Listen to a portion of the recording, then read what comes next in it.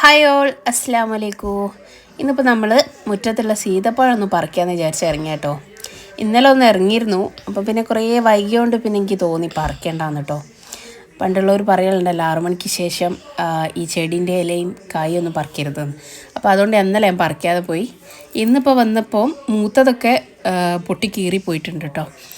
ഇനിയിപ്പോൾ പാകമായത് കുറച്ചെണ്ണ ഉണ്ട്, അപ്പോൾ അത് പറിക്കാമെന്ന് കരുതിയിട്ട് ഇനി വെച്ചാൽ ചിലപ്പോൾ ഒന്നെങ്കിൽ വവ്വാല് കൊണ്ടുപോകും, അല്ലെങ്കിൽ സംഭവം പൊട്ടിക്കീറി അങ്ങ് കേടുവന്ന് പോവും.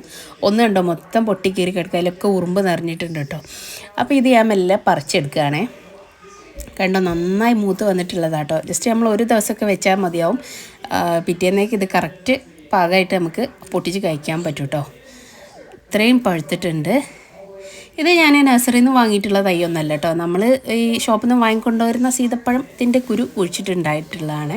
പിന്നെ ഇത് നട്ടിട്ട് ഒരു 1 ഇയറോടെ എൻ്റെ ഇത് കായ്ച്ചിട്ടുണ്ട് കേട്ടോ. അപ്പോൾ ഇത് കുറേ പ്രാവശ്യമായി കായ്ക്കുന്നേ. അപ്പോൾ ഓക്കെ, താങ്ക് യു.